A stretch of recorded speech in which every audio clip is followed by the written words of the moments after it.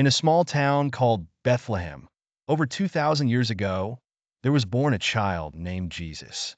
His mother, Mary, and her husband, Joseph, were humble people, and his birth was proclaimed by angels as a miraculous event that would bring hope and salvation to the world. Jesus grew up in Nazareth and showed an extraordinary understanding of faith and spirituality from a young age. At 12, he was found in the temple, speaking with scholars and astonishing them with his wisdom. As an adult, Jesus began his public ministry by teaching about love, compassion, and forgiveness. He gathered 12 disciples to help spread his message.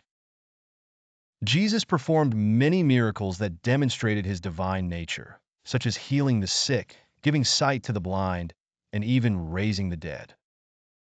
His teachings often challenged the established religious authorities, emphasizing that the greatest commandments were to love God and love one's neighbor as oneself.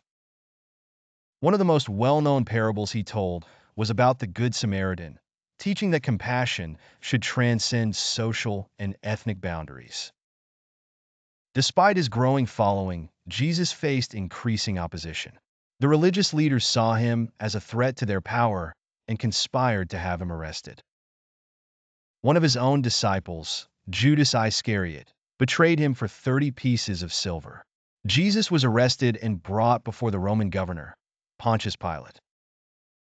Although Pilate found no fault in him, he succumbed to the pressure of the crowd and sentenced Jesus to be crucified. Jesus was crucified on a hill called Golgotha.